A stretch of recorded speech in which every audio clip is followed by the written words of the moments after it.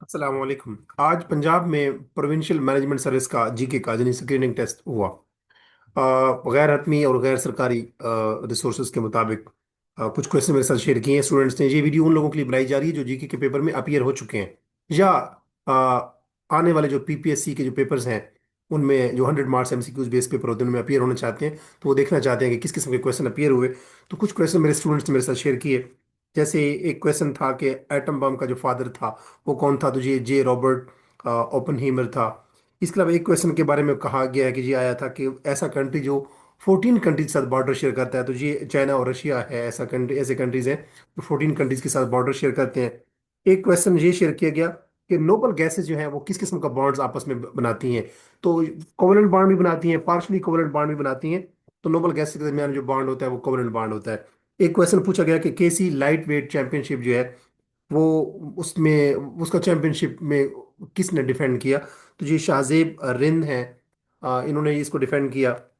और एक क्वेश्चन पूछा गया जो कंप्यूटर के हवाले से था कि जो माइक्रो प्रोसेसर की जो टेक्नोलॉजी है वो किस जनरेशन में, कंप्यूटर की किस जनरेशन में इंट्रोड्यूस करवाई गई, तो ये फोर्थ जनरेशन में इंट्रोड्यूस करवाई गई। एक फुटबॉलर है पेली, PELE, हो सकता है इसका नाम कुछ और प्रोनाउंस करते हूँ क्योंकि बहरहाल ये नेम ही है। तो ये फुटबॉलर जो है इसकी किस कंट्री का है, तो ये ब्राज़ील का है। ये क्वेश्चन आया हुआ था। एक क्वेश्चन आया हुआ है जो जो स्टूडेंट्स के मुताबिक, क्योंकि मैं तो इस पेपर में अपेयर नहीं हुआ, तो मॉडर्न एआई जो लैंग्वेज है वो कौन सी है। तो आपको पता है लैंग्वेजेस में जैसे जावा लैंग्वेज है, जैसे पाइथन है, तो एक लैंग्वेज है लिस्प। तो ये मॉडर्न एआई लैंग्वेज है। इसी तरह सी पैक 2026 जो है इसका फेज, अभी जो इसकी फेज चल रही है 2026, जो सी पैक की पाकिस्तान और चाइना के दरमियान जो सी पैक है, जो गेम चेंजर एक पूरा नेटवर्क है। इसकी फेज टू का नाम क्या है, तो इसकी फेज का टू का नाम है सी पैक फेज 2.0 यानी 2.0 जो आप कह सकते हैं, ये सेकंड फेज है। इसके अलावा एक और क्वेश्चन पूछा गया कि पाकिस्तानी फर्स्ट मूवी जो है वो कौन सी थी, तो ये बेसिक तेरी याद एक मूवी थी, अगस्त 7 1948 में मुतारफ करवाई गई तेरी याद। ये क्वेश्चन सुनने में आ रहा है कि आया हुआ था। एक क्वेश्चन आया हुआ था कि 27th अमेंडमेंट के हवाले से, कि ये अमेंडमेंट जो थी ये किस किस्म की अमेंडमेंट थी, तो ये बेसिकली कॉन्स्टिट्यूशनल कोर्ट्स के हवाले से थी, कॉन्स्टिट्यूशनल अमेंडमेंट थी और कोर्ट्स के हवाले से थी। इसने 27th अमेंडमेंट ने कोर्ट्स के ऊपर काफ़ी सारा जो है वो चेक रखे हैं, उसको उसकी ताकत उनकी पावर्स को इन्फ्लुएंस को कम किया है। एक क्वेश्चन आया हुआ था कि लिटरेचर का नोबेल प्राइज जो था 2025 का वो किसने जीता है, तो ये लेस्लो क्रेज नेहोरा। ये आप वैसे इसको सर्च कर सकते हैं, इसकी हो सकता है प्रोनाउंसिएशन मैं सही ना कर रहा हूँ। तो ये लेस्लो क्रास जनोरा इस तरह का कुछ नेम है। एक क्वेश्चन और आ गया, पूछा गया कि सन एनर्जी जो एमिशन है वो किस प्रोसेस से होती है, तो ये न्यूक्लियर फ्यूजन का जो प्रोसेस होता है उसमें सन एनर्जी की एमिशन होती है। इसी तरह एक और क्वेश्चन पूछा गया कि जो अंडर 19 है, एशिया कप का जो फाइनल हुआ उसमें कौन सा कंट्री किस कंट्री के अगेंस्ट खेला, तो पाकिस्तान जो है वो इंडिया के अगेंस्ट खेला अंडर 19 एशिया कप में। इसके अलावा एक क्वेश्चन था कि नॉर्थ सॉरी जो साउथ अमेरिका का कंट्री नहीं है। आगे ऑप्शन दिए गए थे, अर्जेंटीना ये तो साउथ अमेरिका का कंट्री है, चिली ये भी साउथ अमेरिका कंट्री है, कोलंबिया ये भी ऑप्शन दिया होता है, ये भी नॉर्थ साउथ अमेरिका कंट्री है, बल्गारिया लिखा होता है। बल्गारिया बेसिकली यूरोप में आता है, ये पोलैंड के साथ आता है। बल्गारिया और इस तरह के जो कंट्रीज हैं, तो बल्गारिया जो है लिखा हुआ था, क्वेश्चन की स्टेटमेंट थी बेसिकली कि कौन सा कंट्री जो है वो साउथ अमेरिका में नहीं आता, तो वो बल्गारिया नहीं आता था। ऑप्शन था कि बल्गारिया नहीं आता साउथ अमेरिका में। एक और लिखा हुआ था कि कौन सा प्लेयर है जिसने 6 वर्ल्ड कप में पार्टिसिपेट किया। अगर हम पाकिस्तान की बात करें तो जवेद मियांदाद है, एज पर मई हम्बल नॉलेज, आप इसको क्रॉस चेक कर सकते हैं। और अगर वैसे इन बात करें फुटबॉलर की बात करें तो क्रिस्टियानो रोनाल्डो जो था उसने, फुटबॉलर की अगर हम बात करें तो उसने 6 टाइम जो है वो वर्ल्ड कप में पार्टिसिपेट किया। इसी तरह अगर हम बात करें कि अगर एक क्वेश्चन आया होता कंप्यूटर रिलेटेड कि एक्सेल के अंदर अगर हमने डेट शामिल करनी हो, एक्सेल की जो शीट होती है जिसको स्प्रेड शीट कहते हैं, उसमें अगर हमने डेट करनी हो शामिल, जैसे डेट मंथ और ईयर, तो उसमें वो कैसी उसकी की क्या होगी, तो कंट्रोल प्लस सेमी कॉलन था। ये एक क्वेश्चन आया हुआ था। एक क्वेश्चन आया हुआ था 9801, इसका स्क्वायर रूट था वो 99 था, आपको पता है। और इसी तरह मोहम्मद बिन जैद के बारे में एक क्वेश्चन था। तो ये बेसिकली प्रेसिडेंट है कि ये कौन है, तो ये प्रेसिडेंट है बेसिकली अबू धाबी के। इसी तरह एक क्वेश्चन आया हुआ था कि ऑपरेशन राइजिंग लाइन ये किस कंट्री में हुआ, तो ये बेसिकली ईरान जो है इसका राइट ऑप्शन जो आंसर था वो ईरान था। एक और क्वेश्चन था मोहम्मद बिन जाकिर, तो इसका आंसर जो है वो स्टूडेंट ने ऑस्ट्रेलिया शेयर किया हुआ है, तो ये बेसिकली एक डेंटल सर्जन है जो मेरी इतला के मुताबिक। तो मोहम्मद बिन जाकिर जो है वो ऑस्ट्रेलियन एक डेंटल सर्जन है। आई डोंट नो कब एग्जैक्टली स्टेटमेंट क्या थी, तो इसका आंसर स्टूडेंट ने ऑस्ट्रेलिया शेयर किया हुआ है। फेसबुक का लिखा हुआ था कि ये किसने इंट्रोड्यूस करवाई थी, मार्क जकरबर्गर है, एवरीवन नोज इट। इस तरह एक क्वेश्चन आया था, दुलहस्ती डैम जो उसकी स्टेज 2 है, ये किस रिवर के ऊपर है। कुछ स्टूडेंट ने शेयर किया कि ये झेलम के ऊपर है, एक्चुअली ये चिनाब रिवर के ऊपर है। ये बेसिकली दुलहस्ती, इंडिया में और इंडिया और पाकिस्तान के दरमियान में आपको पता है कि 1960 में जो है वो इंडियन जो जो वाटर ट्रीटी था 1960 में मुतारफ करवाया गया था। उसके मुताबिक जो हमारे वेस्टर्न जो बैंक्स हैं, जैसे चिनाब है, जैसे रिवर है, जैसे इस तरह के बाकी हैं, तो बेसिकली रिसेंटली आपको पता है कि इंडिया ने उसको, India has put that very treaty which it had sign back in 1960 in abeyance. तो पाकिस्तान ने उसके मुकाबले में इंटरनेशनल कोर्ट में गया, और यूं जो उसके इसी तनाजर में जो उन्होंने एक डैम मुतारफ करवाया है दुलहस्ती स्टेज 2, ये हाइड्रो पावर प्रोजेक्ट है बेसिकली। तो ये रिवर उन्होंने चिनाब के ऊपर मुतारफ करवाया एक्चुअली। वर्ल्ड बैंक के हवाले से एक क्वेश्चन आया हुआ था, एग्जैक्टली क्वेश्चन क्या था मेरे तक स्टेटमेंट अभी तक नहीं पहुंची। एक सुहेल महमूद के बारे में क्वेश्चन था, और ये D8 का बेसिकली सेक्रेटरी जनरल है। ये D8 ये डेवलप कंट्रीज हैं, डेवलप्ड है या डेवलपिंग है, आई आई हैवंट कंफर्म्ड इट। तो ये D8 कंट्रीज का सेक्रेटरी जनरल रहा है, आप इसको कंफर्म कर लीजिएगा। सुहेल महमूद D8 कंट्री का सेक्रेटरी जनरल रहा है, ये डिप्लोमेट था पाकिस्तानी बेसिकली, सुहेल महमूद। एक क्वेश्चन एक और आया हुआ था, 24th शंघाई कोऑपरेशन ऑर्गेनाइजेशन की जो समिट है, वो उन्होंने कहा कि कहाँ पे हुई। बेसिकली ये रशिया, मॉस्को, मॉस्को रशिया में मुतारफ करवाई है। हेड ऑफ गवर्नमेंट की ये एक समिट है, कॉन्फ्रेंस हुई है। तो ये 24 समिट जो हुई है शंघाई कोऑपरेशन ऑर्गेनाइजेशन की, वो हुई है बेसिकली रशिया मॉस्को में। लेकिन स्टूडेंट्स जो है वो मेरे साथ शेयर कर रहे थे कि ये दो हमें हुई है एक्चुअली। ये अगर क्वेश्चन ये था कि शंघाई कोऑपरेशन ऑर्गेनाइजेशन की 24 समिट कहाँ हुई है, तो वो हुई है बेसिकली मॉस्को, रशिया में। कोल्ड वार के बारे में एक क्वेश्चन था, आई डोंट नो कि एग्जैक्टली स्टेटमेंट क्या थी। एक क्वेश्चन ये था कि न्यूयॉर्क में एक न्यूयॉर्क का जो मेयर है जिसने कुरान के ऊपर हलफ लिया, वो पहला कौन सा था जिसने कुरान पे हलफ लिया, तो वो बेसिकली हमदानी है, आपको बेहतर पता है। और इसके अलावा यूनाइटेड नेशन का 2026, ये जो ईयर है 2026 का जो साल है, इसको कौन सा साल कहते हैं, तो ये international year of volunteers for sustainable development. ये बेसिकली क्लीन एनर्जी के बारे में, सस्टेनेबल डेवलपमेंट के बारे में इस साल को कहते हैं।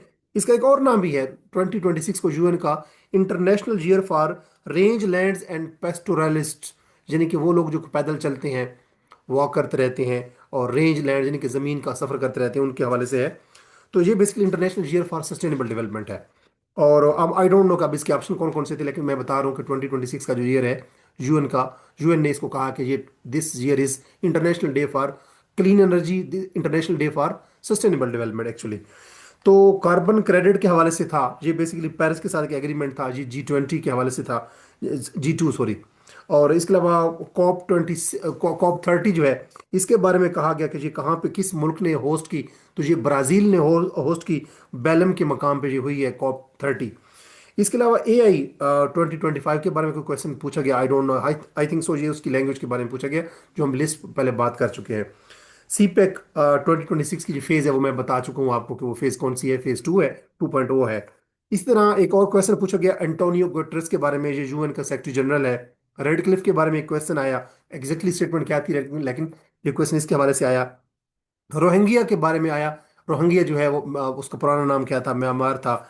इस तरह 6 टाइम जो मैंने बात की है कि वर्ल्ड कप जो है किसने प्ले किया, तो पाकिस्तानी प्लेयर के मुताबिक तो जावेद मियांदाद है। और अगर हम फुटबॉलर की बात करें तो वो क्रिस्टियानो रोनाल्डो है। और अगर क्रिकेट की बात करें वेमेन क्रिकेट में, तो वेमेन क्रिकेट में एक जो प्लेयर है मिथाली राज, वो उसने 6 टाइम वर्ल्ड कप में शिरकत की है। अब एग्जैक्टली आप लोगों को पता होगा कि कौन सा क्वेश्चन था। अगर सिक्स ऐसी ऐसा कौन सा प्लेयर था जिसने 6 टाइम वर्ल्ड कप में शिरकत की, अगर तो खवातीन के और क्रिकेट के बारे में क्वेश्चन था तो ये मिथाली राज था। और अगर ये मेल के बारे में था, क्रिकेट के बारे में, तो जावेद मियांदाद था। और अगर फुटबॉल के बारे में वर्ल्ड कप था, तो ये क्रिस्टियानो रोनाल्डो ऐसा प्लेयर था जिसने 6 टाइम शिरकत की है।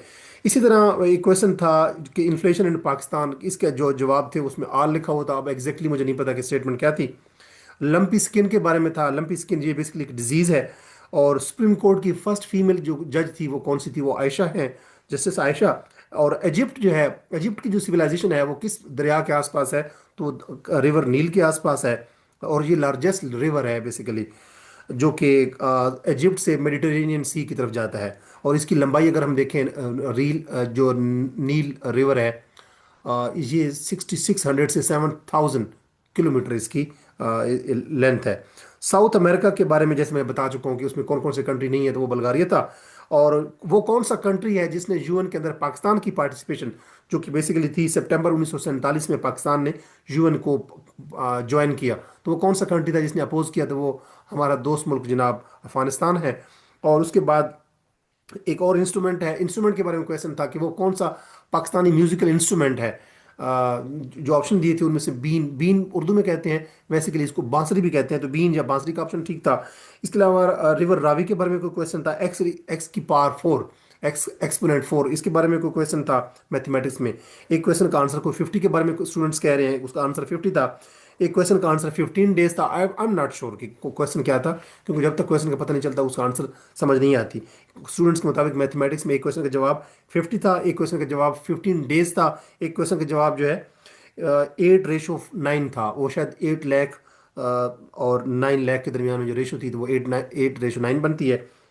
एक और क्वेश्चन मैथमेटिक्स का 1:x/5, और इसी तरह 11x, इस तरह का क्वेश्चन था। आई डोंट नो ये क्या क्वेश्चन था, ABC, वो रेशो के हवाले से होगा।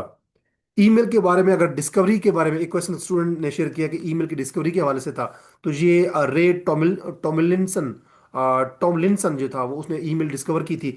एक और क्वेश्चन था कि बिल्डिंग ब्लॉक ऑफ टिश्यू जो है, building block of tissue basically proteinaceous material होता है जिसकी बिल्डिंग ब्लॉक नाइट्रोजन बनता है, तो इसका आंसर स्टूडेंट्स नाइट्रोजन शेयर कर रहे हैं। एग्जैक्टली ऐसे ही होता है, नाइट्रोजन बेसिकली प्रोटीन का बिल्डिंग ब्लॉक है, और प्रोटीनेशियस मटेरियल जो है उसी से ही बनता है टिश्यूज। और सेकेंडरी प्लूटेंट के बारे में कोई क्वेश्चन था। एक क्वेश्चन ये था कि वाटर जब सॉइल में से निकल रहा होता है, तो इस प्रोसेस को हम कहते हैं परकुलेशन। और ये सिपिंग होता है, जैसे अब रेत होती है तो उसमें से पानी सिप रहा होता है, अब पानी में उसमें से निकल रहा होता है, तो इस प्रोसेस को हम बायोलॉजिकली कहते हैं परकुलेशन। तो वाटर सॉइल परकुलेशन के हवाले से क्वेश्चन था। एक कोई क्वेश्चन था कि बर्निंग ऑफ फोसिल्स, ये कार के हवाले से कोई क्वेश्चन था। I don't know exactly statement क्या थी। कार्निवोर के हवाले से एक क्वेश्चन आया हुआ था। और एक क्वेश्चन था बायोगैस के बारे में, तो ये मीथेन गैस ऐसी है जिसको बायोगैस कहते हैं। Tensile strength of bone, bone की जो हड्डी जो है, जो बोन जिसे कहते हैं, हड्डी मजबूत होती है, हड्डी की वो ताकत जब तक ये कायम रहती है, हड्डी को तोड़ते हुए जब तक ये रेजिस्ट करती है टूटने से, तो उस ताकत को हम टेंसाइल स्ट्रेंथ कहते हैं। तो ये बेसिकली उसकी कार्बन के एलिमेंट की वजह से होती है। इस हवाले से क्वेश्चन था। अमाइनो एसिड के हवाले से क्वेश्चन था, इसके बारे में स्टूडेंट्स ने शेयर किया कि इसका जवाब सेलुलोज था। एग्जैक्टली नहीं पता, तो लिहाजा मैं इसके बारे में कोई राय कायम नहीं कर सकता। टिक वैक्स के बारे में क्वेश्चन था कि ये रेस्पिरेशन की प्रोसेस में होती है। आई डोंट नो कि ये क्वेश्चन की चूंकि स्टेटमेंट क्लियर नहीं है। एक क्वेश्चन था कि जो बीज हैं, यानी कि ये जो शहद की मक्खी मक्खी होती है, वो कितने टाइम में 1 पाउंड हनी बनाती है? बेसिकली बेसिकली इसका जवाब ये है कि इसको 55,000 किलोमीटर का डिस्टेंस तय करना पड़ता है, और तकरीबन ये 2 मिलियन अगर वो फ्लावर्स को चख ले तो तब जाके ये 1 पाउंड फिश बनाती है। तो एक और क्वेश्चन था कि पाकिस्तान की जो डाइट है, जो प्रोटीन से हासिल होती है, वो कौन सी है? तो उसके बारे में स्टूडेंट ने शेयर किया कि ये मीट का आंसर करेक्ट था।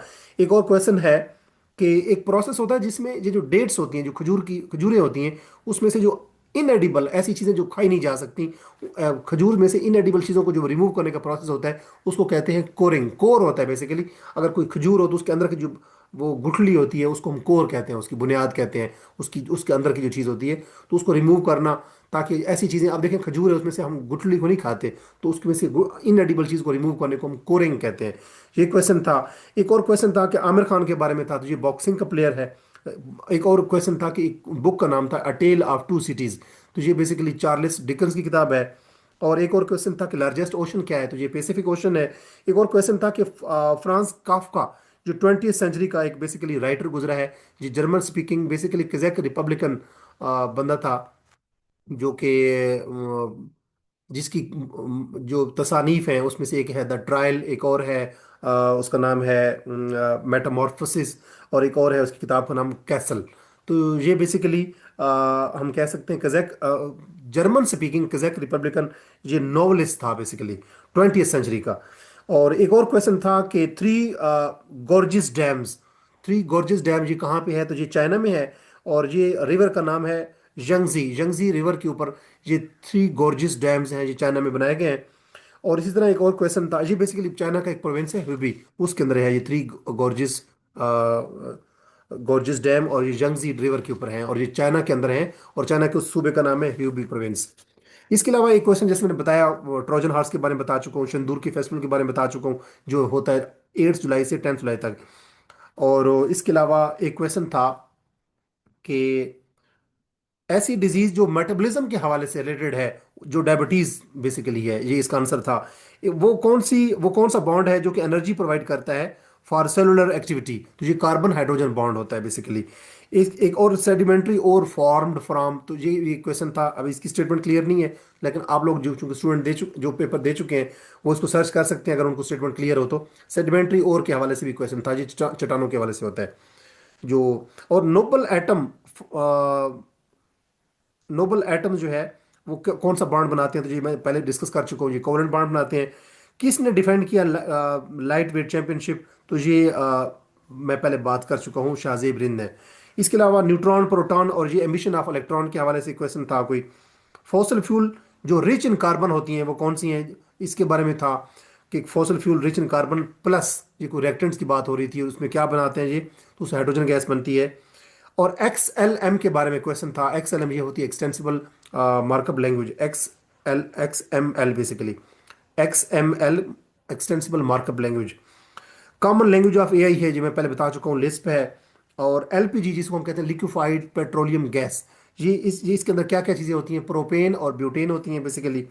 एलपीजी जिसको हम लिक्विफाइड पेट्रोलियम गैस कहते हैं। और सोलर एनर्जी जो है, ये किस प्रोसेस से निकलती है, एमिशन होती है इसकी?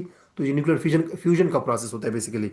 ये पहले बात कर चुका हूँ। एयर मैस जो है वो मूव करता है from high to low pressure. और कॉमेट की जो मैक्सिमम स्पीड है वो नियर गन गन के करीब करीब उसकी स्पीड होती है, कॉमेट की जो मैक्सिमम स्पीड होती है। और power radiated from x from star, star से जो पावर रेडिएट होती है, इसके बारे में कोई क्वेश्चन था, एग्जैक्टली स्टेटमेंट नहीं पता मुझे। और 3D प्रिंट जो है बेसिकली फोटोग्राफी की एक टेक्नोलॉजी है। ये कुछ क्वेश्चन थे, ये अराउंड अबाउट तकरीबन 80 टू 85 क्वेश्चन बनते हैं, अराउंड अबाउट 80 क्वेश्चन। तो ये क्वेश्चन मुझसे शेयर हुए, मैंने आपके साथ शेयर किए। मैं उम्मीद करता हूँ कि आपने ये चूंकि पेपर दिया होगा तो ये बहुत अच्छा दिया होगा। और हाँ, एक और क्वेश्चन ये था, सेकेंडरी पोllूटेंट के हवाले से था। और ये चीज़ें मैं शेयर कर चुका हूँ वैसे आपके साथ, पहले भी शेयर कर चुका हूँ। ये राउंड अबाउट तकरीबन 80 क्वेश्चन बनते हैं। और yes, I have shared all these question with you. और मैं उम्मीद करता हूँ कि आपका जो पीएमएस का पेपर होगा, जनरल नॉलेज का स्क्रीनिंग टेस्ट, वो अच्छा हुआ होगा। आप अपना फीडबैक जरूर मेरे साथ शेयर करें, अगर आपने पीएमएस का स्क्रीनिंग टेस्ट जीके का पेपर दी है, कि आपका ये पेपर कैसे हुआ, आपको क्या उम्मीद थी पेपर के अंदर, आपकी क्या पेपर के बारे में फीडबैक है, और पेपर कैसा पाया आपने? पेपर डिफिकल्ट था, इजी था, या बहुत अच्छा था, यानी कि इजी था, बहुत टफ था, या मीडियम लेवल का था? इसकी डिफिकल्टी लेवल के बारे में मुझे ज़रूर बताइएगा इस वीडियो के कमेंट सेक्शन में मैसेज करके। और आपको क्या लगता है कि ये पेपर आपका पास होगा या नहीं? क्या आपने नेगेटिव मार्किंग का ख्याल रखा? क्योंकि अगर आपने सपोज 50 क्वेश्चन ठीक किए तो इसका मतलब है 50 नंबर आपके आ गए। बाकी 50 क्वेश्चन जो होते हैं, यानी कि 100 क्वेश्चन होते हैं, बाकी 50 क्वेश्चन अगर आपने नहीं भी छेड़े तो वो 50 नंबर आपके पक्के। अगर आपने बाकी 50 क्वेश्चन भी कर दिए और 50 के 50 गलत हो गए हैं, तो 50 को डिवाइड करें 4 पे, तो ये बनता है तकरीबन 12। तो वो जो 50 आपके हासिल हो चुके होंगे उसमें से 12 कट जाएंगे। ये होती है नेगेटिव मार्किंग का सबसे बड़ा लॉस। तो अगर एक स्टूडेंट ने 60 क्वेश्चन ठीक किए और बाकी क्वेश्चन क्वेश्चन छेड़ा भी नहीं है, तो 60 में से 5-10 कट जाएंगे, तो 50 उसके ठीक होंगे। ऊपर से दो, अगर 10 क्वेश्चन गलत हो गए हैं तो 2.5 कट जाएंगे नंबर। यूं मिला के उसके 47-48 नंबर आते हैं, वो पास हो जाएगा। लेकिन अगर कोई स्टूडेंट ने एक्सेसिवली नेगेटिव मार्किंग की है, तो फिर डेफिनेटली जो उसके हासिल करता जो राइट क्वेश्चन होंगे, आंसर होंगे, उसमें से भी नंबर कटते जाएंगे नेगेटिव मार्किंग से। तो मैं उम्मीद करता हूँ कि आपने नेगेटिव मार्किंग का ख्याल रखा होगा। क्या आपने नेगेटिव मार्किंग का ख्याल रखा? इस हवाले से भी मुझे अपनी राय से आगाह कीजिएगा इस वीडियो को कमेंट सेक्शन में। मैं ढेर सारी नेक तमन्नाएं रखता हूँ, दुआएं रखता हूँ आपके लिए, कि जिन लोगों ने पीएमएस का जीके का पेपर दिया, अल्लाह पाक उनको काबिल रश कामयाबियाँ और आसानियाँ अता फरमाए। अपना बहुत सारा ख्याल रखें। मेरी आने वाली वीडियो में मैं कंपेटिव एग्जाम्स के हवाले से और बिलखसूस पीएमएस के हवाले से जो बाकी पेपर्स हैं, अगर आपका ये पेपर बहुत अच्छा हुआ है तो अब आप अपने बाकी जो 11 पेपर्स हैं उनकी तैयारी के लिए टाइम बिल्कुल ज़ाया नहीं करना। कंपलसरी एग्जाम्स के हवाले से और English grammar composition and प्रेसी writing के हवाले से जो पेपर आपका कंपलसरी पेपर होता है, कंपलसरी पेपर के अंदर ही शामिल होता है, ऐसे राइटिंग के हवाले से मेरे इस YouTube channel English with Ajmal Khan को सब्सक्राइब कीजिए, ताकि आपको इस यूट्यूब चैनल की वसातत से कंपलसरी पेपर्स के हवाले से भी और ऑप्शनल पेपर के हवाले से भी स्टडी प्लान, कौन कौन सी बुक्स पढ़ें, किन किन ऑनलाइन रिसोर्सेज को कंसल्ट करें, पेपर कैसे अटेम्प्ट करना चाहिए, यानी कि अटेम्प्टिंग टेक्निक्स के हवाले से, इंग्लिश ऐसे की तैयारी कैसे करें, प्रेसी राइटिंग की तैयारी कैसे करें, कंप्रीहेंशन के क्वेश्चन की तैयारी कैसे करें, इंग्लिश ग्रामर एंड कंपोजिशन के पेपर को कैसे टैकल करें, कंपलसरी पेपर को कैसे टैकल करें, और इसी तरह ऑप्शनल पेपर को अटेम्प्ट करने की टेक्निक्स या स्ट्रेटजीज कौन सी होनी चाहिए, इस हवाले से, यानी कि कंपेटिटिव एग्जाम्स के हवाले से, चाहे वो एफपीएससी हो, चाहे पीपीएससी के एग्जाम्स हो, यानी पीएमएस हो या सीएसएस हो, तो मैं गाहे बगाए वीडियोस अपलोड करता रहता हूँ। मेरे इस यूट्यूब चैनल को सब्सक्राइब करने से आप अपने कंपेटिटिव एग्जाम्स में बहुत ज़्यादा हेल्प हासिल कर सकते हैं। अपना बहुत सारा ख्याल रखें, मुझसे जुड़े रहिए। और मुझसे जुड़े रहने का मतलब ये है कि इस वीडियो को लाइक करने के साथ साथ इस वीडियो को उन लोगों के साथ ज़रूर शेयर करें जो पीएमएस एग्जाम्स की या सीएस एग्जाम की तैयारी कर रहे हैं। और मेरे यूट्यूब चैनल को सब्सक्राइब करने के साथ साथ मुझे इस वीडियो के हवाले से जो आपकी राय है, जो फीडबैक, उससे ज़रूर इन्फॉर्म करें कि आपने ये जो क्वेश्चन मैंने साथ आपके साथ शेयर किए, इसमें से कौन कौन से क्वेश्चन आपको लगता है कि आए थे और कौन कौन से क्वेश्चन नहीं आए थे। अल्लाह हाफिज़।